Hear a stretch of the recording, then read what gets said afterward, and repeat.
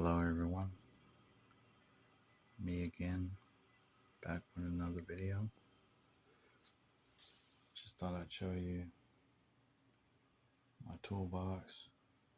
I've had this thing for years, since 2011 to be exact. This is what makes all the machines.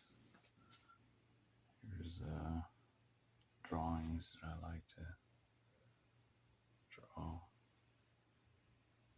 because I get bored. I like magnets. I use a lot of magnets. You'll see them like this little cluster right here.